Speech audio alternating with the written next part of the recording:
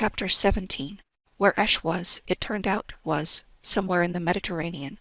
Damon said this with a sort of shrug, as if this were good enough information. It's a really big coast, I called, scrambling over boulders behind him. Not on the coast, he called back. What? Wait. Like floating bubble palace. Frankly, nothing would surprise me at this point. No, an island, he considered. Although a floating bubble palace would be really cool. Right? And you have no idea which island. Should we maybe get a map or something? It's not on any maps, he explained.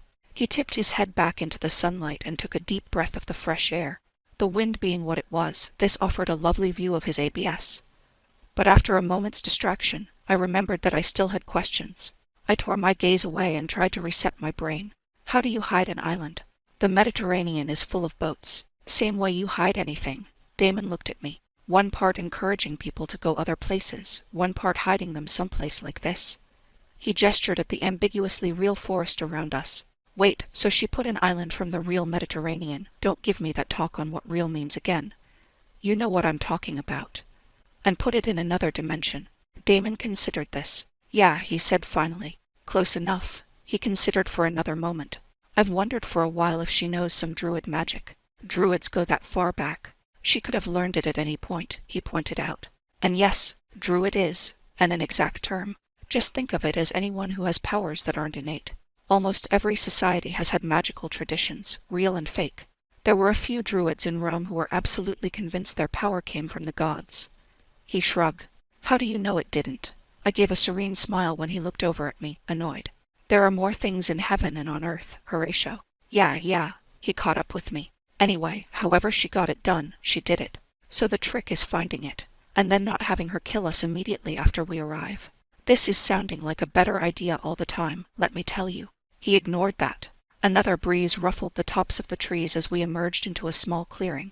I could see the tramped down circles where deer had slept the night before. And a flock of birds was startled into flight with a flutter of wings. I watched them swirl into the sky. It was difficult to stay mad after seeing something like that. I get that she's kind of our only choice, I said finally, but why would you think she would be willing to talk to me? You said she hated what I did. She hated what Tarek did, too, Damon pointed out. And this time you're not coming to her, asking for her to be an ally in some political campaign. You're coming to her, asking for help for yourself. She could take that much better. Anyway, he added, she knows how to stay out of everything, and that might be useful to know. It was difficult to argue with that. The next moment, he stopped me with an arm across my chest. His touch made my breath come short, but his attention was focused ahead, on the forest floor, where a rabbit was nibbling at clover. Oh, I don't want to do this. Damon had explained on the morning's walk that he would teach me to hunt for some of our food. The idea had seemed worrisome at the time, and seemed even more so now, when confronted by the animal itself. Can't you be the kind of hippie that just eats berries? He gave me a look. No, he explained patiently. And if you want to keep eating meat, you'll have to learn to do these sorts of things. Now, go. Start with the greeting. With a grimace, I edged forward. Hello, I said awkwardly to the rabbit. A greeting from inside you, Damon said quietly. I don't know what that means. I shook my head and knelt down. I waited for the rabbit to look up at me, and I met its eyes. I'm here to ask you to die for me. I didn't say the words, but it froze, staring up at me with its nose twitching. Now invite it in, Damon said quietly from behind me. You have to know it, in order to take its life with honor. I let its black eyes stare into mine, and in a flash I saw sunlight and sky. A warren in the deep grass nearby. A mate and young rabbits learning to venture out on their own.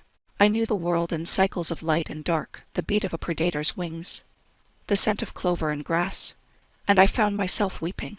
It was alive, its mind inside my own, and I didn't want to kill it now. I could go hungry today. But when it shared its life with me, I had shared mine with it. It felt my hunger, and it understood. That was the way of things in its world. Predators ate, the same way the rabbit did. It was glad to know me first. It hopped up to my hand, and I felt a touch of apprehension. It wondered what dying felt like. I had struck a bargain without realizing it, and now I wanted the rabbit's passing to be peaceful and quiet. I wanted it not to feel fear. I looked into its eyes and tried to give it calm, to ease the passing of its spirit out of this world. The pain was sudden and shocking. I stabbed out from my heart, and the world disappeared into darkness. I was in a new world, one made only of pain, and I had never understood how much pain there could be. Every part of me hurt. I rebelled against the knives of pure cold that were twisting in my veins. But they did not stop, would not stop. I came to in darkness, shivering. My face was far too warm, and the rest of me was cold. Oh, thank God. Damon was at my side as soon as I opened my eyes. Can you sit up? Are you okay? I think so. I tried to sit up, and found myself enfolded in his arms and rocked back and forth. For a moment there was only the scent of him, and the desperate fear that clung to him like a cloak. His body was warm, and his chest shook slightly. I relaxed into him not a moment before he pulled away. He cleared his throat. Maggie, I guessed. Yes, I should have. Yes, he nodded. She said I wouldn't be able to hurt anyone, I recalled. I thought she just meant magic. She did mean magic. He shook his head. You started the hunt the way a druid would, the way many humans have. But you tried to finish it as a sorcerer. No, I didn't. I just tried to. I hunched my shoulders. I don't know. I just didn't want it to be scared. That was death magic, he told me gently. He saw me recoil. It's not, Nicky, it wasn't wrong. The life was offered. All you tried to do was ease its passing. You keep making excuses for me.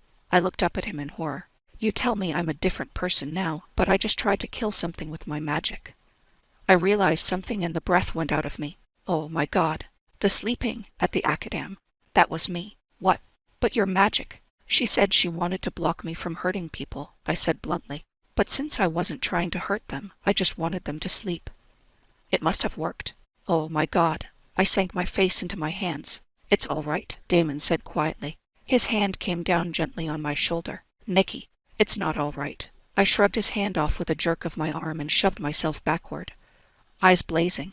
I was glad when he sat back. I do this without even thinking. I make people sleep. I make people die just because I want them to. That's not normal. It's not right. I'm dangerous. He was blindsided by that, but only for a moment. That's why you need to learn to control your power. No, it's why I need not to have power. What kind of world is it where someone can just wish for another person to be dead? And have them die, as easy as that? What if I'd tried to hurt you? What if I'd tried to hurt one of the kids in the academ, just because they were mean to me? My voice was rising. I can't do this, Damon. Hey, he was holding my arms. It's not that easy, not even for you. What? Sleep. Sleep is natural. You wished it upon people at night, when their bodies were already telling them to sleep. You wished a peaceful death on a creature that had already decided to give you its life. Those are very different things than just killing someone on a whim. He looked down. You do perform magic more naturally than almost anyone I've ever seen, he admitted quietly. His eyes met mine again, worried. Both sorcerers and druids usually use rituals. It's not something the magic needs. It's just the way we focus our minds. We need to do it to channel the magic appropriately. Over time, you become less dependent on the ritual itself. And for you, it seems almost innate. But that doesn't mean you'll ever just take a life without really meaning to. You shouldn't promise for other people, I told him again, quietly. He'd promised that Tarek wouldn't hurt me, and now he was promising that I wouldn't hurt anyone else. I'm not a naive idiot, he told me flatly. He stood up and walked back to his side of the fire. 500 years isn't young. I've seen evil. I've dealt with evil. I hunched my shoulders. Yeah, well, you never dealt with me. Even most mass murderers don't go for that many people. I sank my head into my hands. Fuck. I don't even know why I did it. That's the part I can't get over. I think, why would anyone do that? And my mind tries to move on because it doesn't know, but it was me. Why did I do it? Damon said nothing. I'm actually asking. I looked over at him. Do you know? He cleared his throat. As I understand it, you had some means to enslave people, but you could only enslave so many. So you decided to kill most of them and then work with the rest. Really? I don't know how I was planning to. I shook my head. That wasn't really what I meant by the question. You know what? Never mind. I sank my head into my hands again. I heard the rustle of footsteps and an arm looped itself tentatively around my shoulders. I hesitated for a moment, but gave in and leaned my head on his shoulder.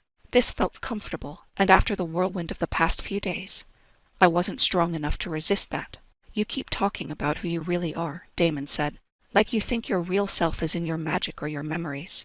But you're actually a person, too. You can make choices. And, right now, we don't even know what your magic is. All I heard was that Nicola Beaumont made a plague and killed people. But I didn't know she could make them sleep. And you know you did those things in the 1,340 seconds. But it's been a long time since the 1,340 seconds. You've got a lot of memories in there. I turned my head slightly, not quite ready to meet his eyes, but wanting to hear more. I guess what I'm saying is, you're more than you were then. That's just getting older, right? His voice took on a teasing tone. You're aging well, though. I elbowed him in the side, laughing despite myself. You never mention a lady's age, Braddock. He was still laughing, and I pulled away to shove him. I couldn't seem to stop laughing, though. His laughter was infectious. After running, fearing, being a prisoner, being confronted by my past, it felt good to smile. It felt good to acknowledge just how ridiculous it was to ask some random person why I'd decided to kill most of the world. Because it really was ridiculous trying to piece together something that big. It was beyond ridiculous, really. And then he sat up, and his face was very close all of a sudden. I watched the smile fade as he reached out, almost unconsciously, to tuck a strand of hair behind my ear. Nicola. His voice was low. That name. It woke us both up at the same moment, and I jerked back as if his touch was poison. I should sleep.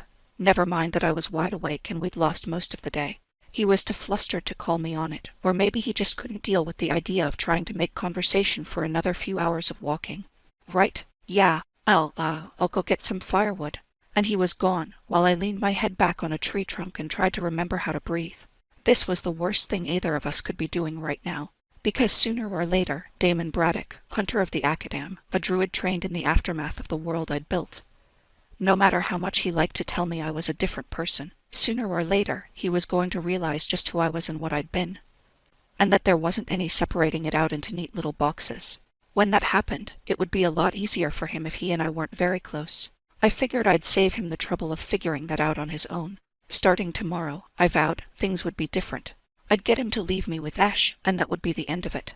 He could go back to the world he belonged in, and forget all about me. And I'd try to forget about him. I wrapped my arms around my knees, dug my nails into the sides of my arms, and tried to ignore the voice that told me I was preparing to say goodbye to the only person in the world who thought I had a good side.